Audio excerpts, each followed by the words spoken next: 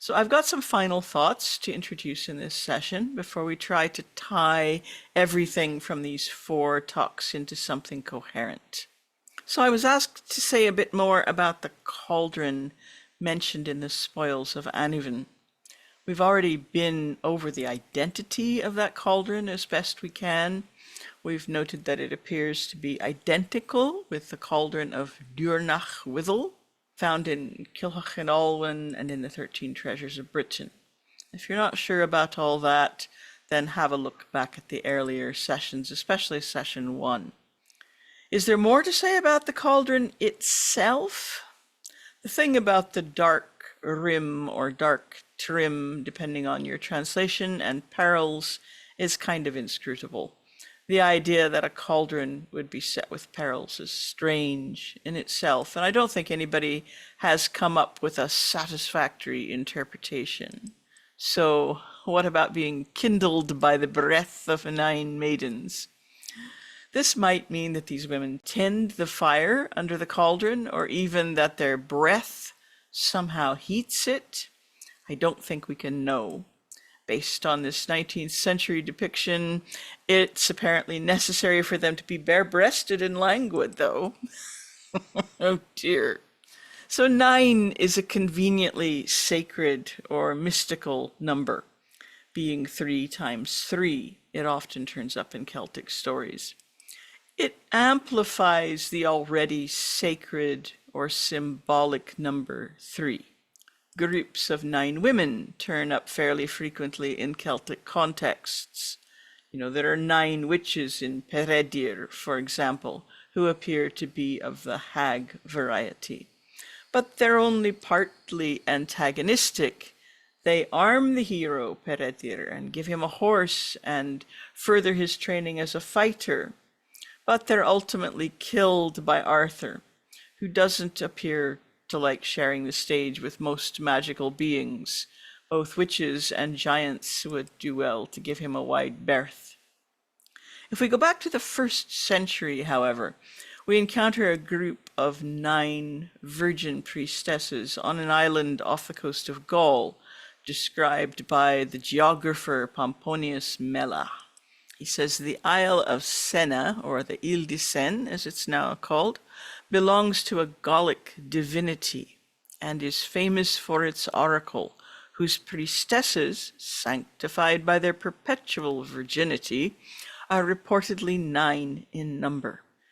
They have been endowed with unique powers. They stir up the seas and the winds by their magic charms, that they turn into whatever animals they want, that they cure what is incurable among other peoples, and that they know and predict the future. So it turns out that the women, the real women of the Ile de Seine in ancient times, used to wear black headdresses. It was just a local tradition. But perhaps because of this, they were believed by sailors to be involved in luring ships onto the rocks, perhaps using witchcraft.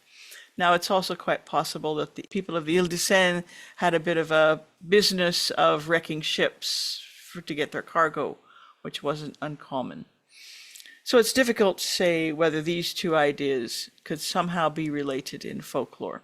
Either this passage or the same stories which gave rise to this passage seem to have influenced Geoffrey of Monmouth to describe 9 sisters on an island of apples, which soon becomes Avalon in the Galvridian tradition. So this is what Geoffrey says. He's talking about this island, and he says, there 9 sisters rule by a pleasing set of laws, those who come from our country, in other words, I suppose from England. She who is first of them is more skilled in the healing art, and excels her sisters in the beauty of her person. Morgan is her name, and she has learned what useful properties all the herbs contain, so that she can cure sick bodies. Now remember that Pomponius Mela also talked about curing people. She also knows an art by which to change her shape, and to cleave the air on new wings like Daedalus. She has taught mathematics to her sisters. And then he goes on to list these fabulous names: Marino, Mazo, Gliton, Glitonia, Gliton, Tyranno, Thitis, and Thitis is best known for her cither, which is a musical instrument. So we need to bear in mind that even where Geoffrey may be building on actual Welsh or Breton stories, he undoubtedly alters and adds to the material. He's writing a kind of fan fiction. We can't trust his ideas as genuine Brythonic lore unless we're able to confirm them elsewhere, and we very rarely are. Morgan, the first sister mentioned here, is widely believed to be based on the goddess Modron. However, the names of most of the other sisters don't appear to have Celtic or Brythonic roots. They look more to Latin and Greek, and they're essentially nonsense. Geoffrey isn't reporting the actual names of 9 sisters, if they ever had names in Brythonic lore. Pomponius Mela's description may contain a grain of truth, but it's hard to discern what that grain is or how exactly it relates to the 9 maidens of the Cauldron. But let's take one last trip while we're talking about priestesses and cauldrons, this time with Strabo, to visit some other cauldron priestesses. So these women belong to a tribe in Jutland called the Cimbri or Cimberi, who are up here.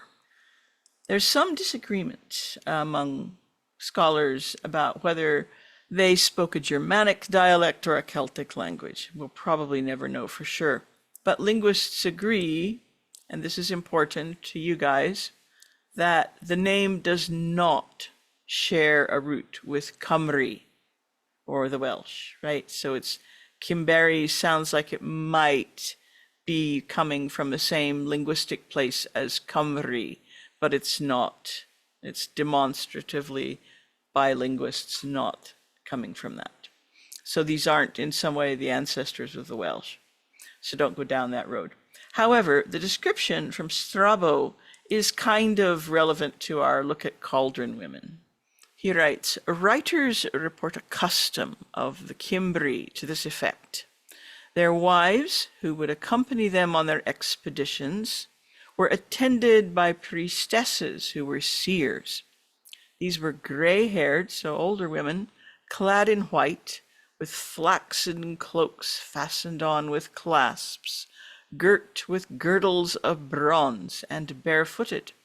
Now, sword in hand, these priestesses would meet with the prisoners of war throughout the camp, and having first crowned them with wreaths, would lead them to a brazen vessel of about 20 amphorae, which is, I think, something like 140 gallons. I saw that somewhere when I was researching this, but I forgot to write it down. And they had a raised platform which the priestesses would mount. And then, bending over the kettle, they would cut the throat of each prisoner after he had been lifted up, and from the blood that poured forth into the vessel, some of the priestesses would draw a prophecy. Now, of course, the classical writers always have a dramatic and exotic view of the so-called barbarians, so we have to be careful with this. Even Strabo isn't claiming to have seen this. He says writers report it, so it may not all be true. Just returning to the cauldron from the spoils of Annuvin now, this cauldron appears to be the rightful property of Diurnach, the Irishman, Diurnach Withel. He's a giant, and he's spoken about at some length in Cilhwch and Olwen, and mentioned in the 13 Treasures text as well. So the cauldron belongs to Diurnach, and it's stolen by Arthur. Yet what appears to be the same cauldron, in the same poem, The Spoils of Annuvin, is said to be the cauldron of the chief of Annuvin. Now, should we take Diurnach, the Irishman, to be the head of Annuvin? Probably not, unless there's much to his story that remains unclear to us. It seems more like the two stories, which are distant cousins both reference the same cauldron, if you see what I mean. And we're not quite done looking at the stealing of cauldrons from otherworldly figures. So Ireland also has a story of a raid to capture a cauldron. It's complicated by there being two distinct versions. The story belongs to the Ulster cycle, and there are often two or three recensions, which can be quite different of stories in the Ulster cycle.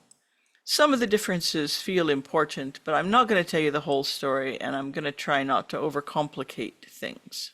This is the story sometimes known as the tragic death of Curoy Mac Dara, or sometimes known as the raid on Falga. Falga is thought to refer to the Isle of Man. So this story refers to a raid on an otherworldly stronghold to steal treasure, which includes a cauldron and magical cattle. As in the Welsh stories, the raiders cross the sea, and they either take or rescue a hostage, depending on the version. So among the raiders is Curoy Mac Dara, who crops up sometimes in the Ulster cycle. So Curoy is almost certainly a literary echo of a deity. Conover is the king of Ulster, up here, and Cuchulainn, who I'm sure you've all heard of, is the mighty but somewhat childish hero in the Ulster cycle. So the story begins with a raid over the sea. In one version, the raiders are rescuing Conover's daughter, Bláthnat, who's been captured by an even more shadowy character called Echde Echbail. You'll see that written down in a minute. An interesting name, which means horse god, Echde, horse mouth, Echbail. So there you can see the name. So this version of the story sets the raid in Kintyre, this Kintyre Peninsula here, which was once the territory of a Pictish tribe called the Epidii or Epidii, the horsemen, or maybe the people of the horse god. So he may represent a tribal deity. We don't know, Echde. You may also remember Echde as the teacher from Kintyre of Naoidh, the young poet, at the beginning of the dialogue of the two sages.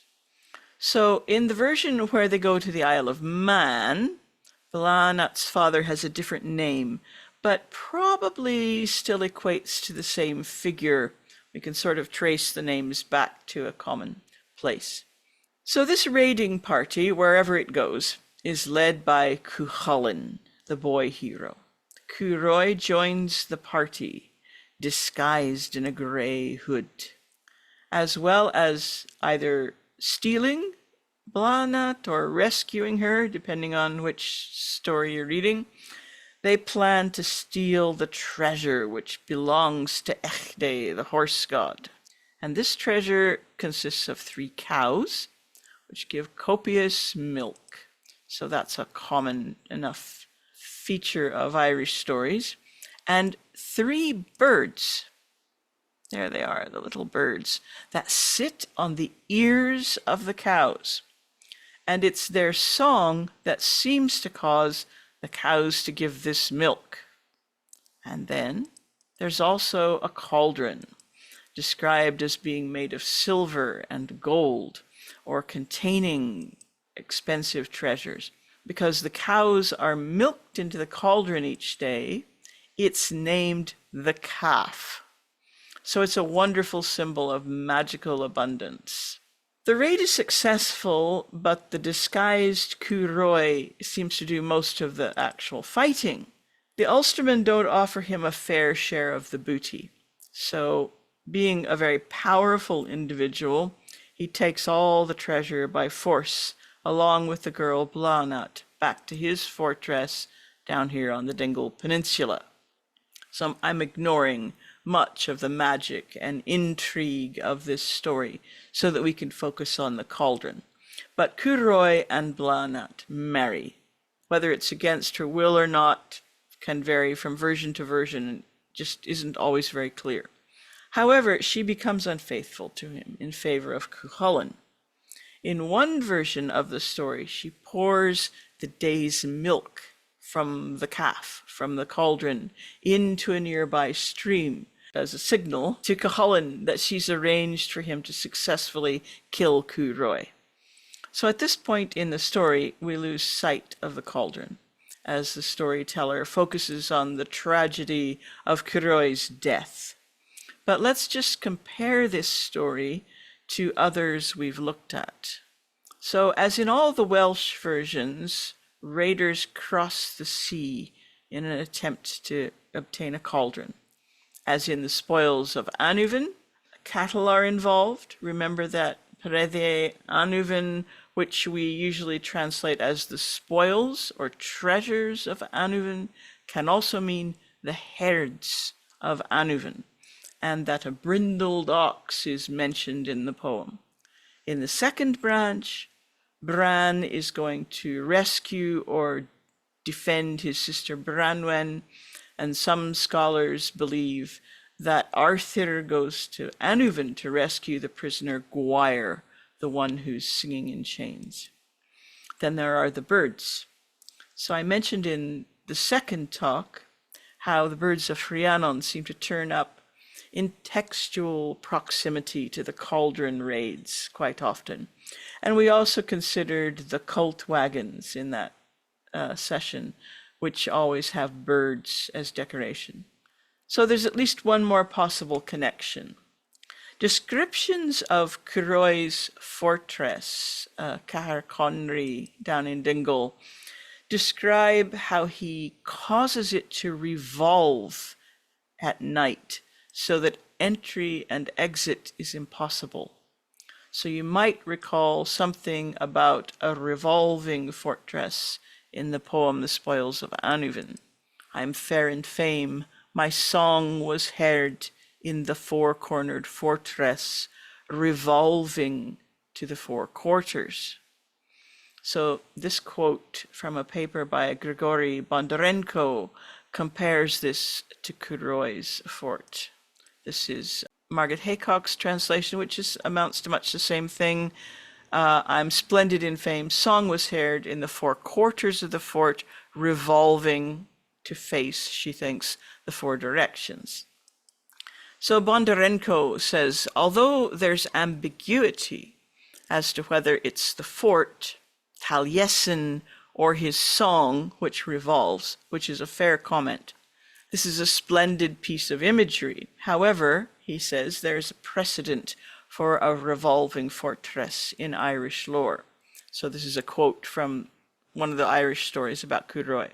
In whatever quarter of the world, isn't that interesting? We have that same idea, the quarters of the world. In whatever quarter of the world Curoi should happen to be, every night he used to chant a spell over the fortress, and the fortress revolved as swiftly as a millstone, and its entrance was never to be found after sunset. So Curoi's dwelling functions in this way as a symbolic center of the world. This is still Bondarenko here, at the intersection of the cardinal points. The fortress, he says, has a polar significance.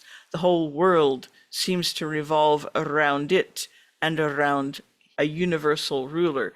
Now, I think there he's being influenced slightly. The paper is comparing Curoi to a Slavic deity who has, some common things going on.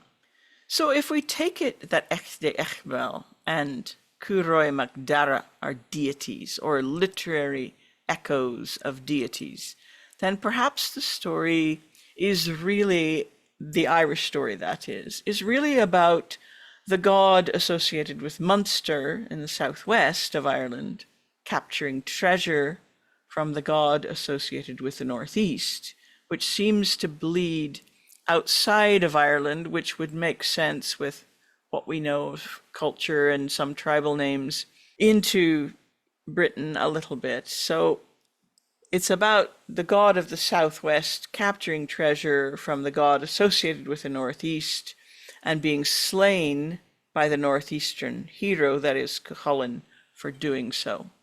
So that's the one possible interpretation that I've been thinking about.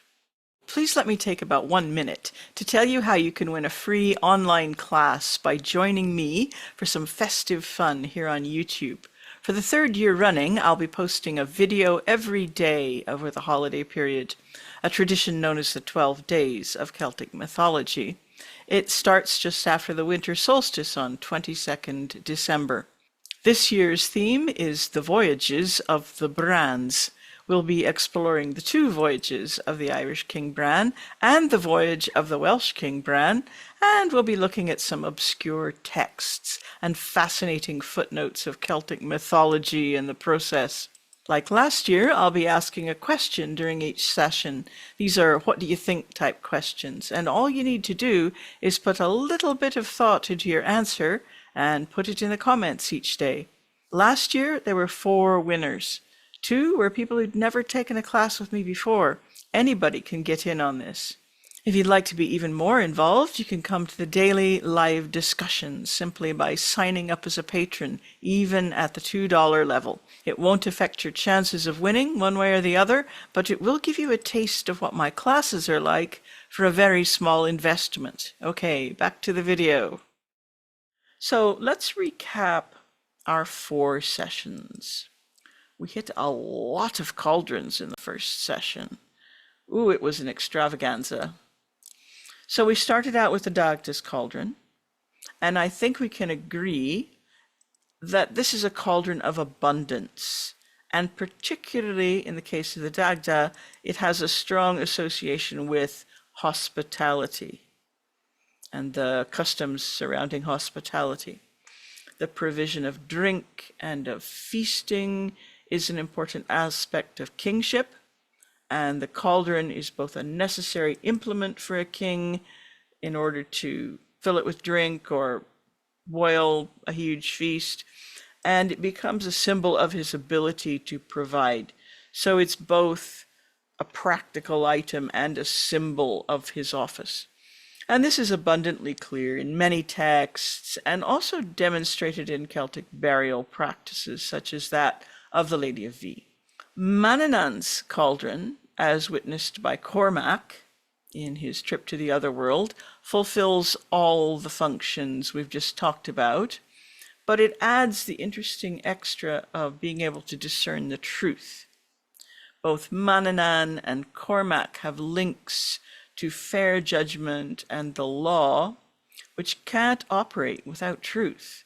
There's no way you can really argue a legal case if you don't know whether people are lying. And these things are often associated with kingship. Justice is. Diurnach's cauldron, however, discerns cowardice and refuses to feed a coward.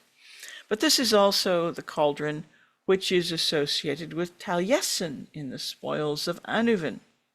My first word, says Taliesin, of the cauldron it was spoken. So he seems to associate it with Ceridwen's cauldron. And the presence of the 9 maidens also suggests a connection to magic and maybe prophecy, which takes us back to some of the stories we looked at today. And finally, we talked about Hlazar's giant cauldron from the 2nd branch, the cauldron of rebirth, which not only brings dead warriors to life, but is probably analogous to the womb of his wife, Cemidai Camainvol, who births vast numbers of warriors at a supernatural rate. And while this cauldron seems kind of unique, we only have one story really about a cauldron of rebirth. The panel on the Gundestrup cauldron showing what appears to be the process of dipping warriors into a cauldron and them being revived suggests that the 2nd branch cauldron isn't some kind of anomaly. And of course, it has a kind of counterpart in the wells of healing found in the 1st and 2nd battles of Moytuera from Ireland, where these seem to do much the same thing, although they're pits dug in the ground and filled with healing substances. So in the 2nd session, we talked about cult wagons, these little funerary urns decorated with birds, and how this might compare to things like the birds of Rhiannon, which seem to have a psychopompic or soothing property, which might be touching on the same thought that's behind the cult wagons themselves. And now week 3 is down here, or session 3. Last time we looked in more depth at Ceridwen's Cauldron, the source of Taliesin's Awen, which is certainly a way of talking about poetic inspiration, but seems to do a lot more, at least in Taliesin's case. Then we took a good look at the Cauldron of Poesy text. And this is a super interesting text. But at the end of the day, the cauldron here is just a metaphor. Its association with poetic skill is interesting, though, especially in the light of the importance of Ceridwen's Cauldron, but I don't think we can say that they're in any way the same, which brings us up to today. And this time we returned to the cauldron from the spoils of Annuvin again, to think about the priestesses and prophecy. But the poem itself is so obscure, the spoils of Annuvin. I mean, we understand it better than we used to. But the references from other writers to similar things are also somewhat wobbly, especially those references we looked at today from Geoffrey and Strabo and Pomponius. So I think it's good to know what we don't know, rather than to make wild leaps and wild assumptions about 9 women doing various things. They almost always be the same 9 women, and so on and so on. And finally, Ecgthe's Cauldron, the story of the death of Curoy, has many parallels with Welsh material that I didn't even touch on.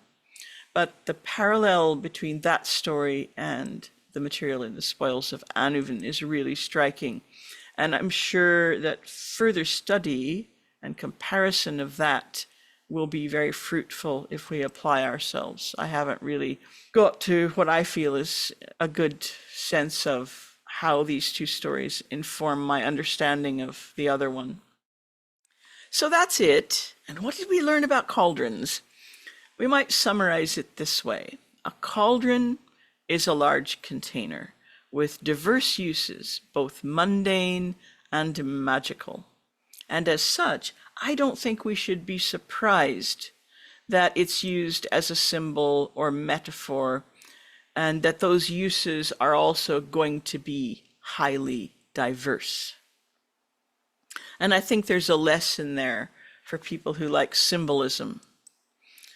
Just because something is used as a symbol of abundance or power or love or witchcraft or whatever it's a symbol used to symbolize in one place does not mean that the symbol is stable or universal. So don't try and oversimplify things like this.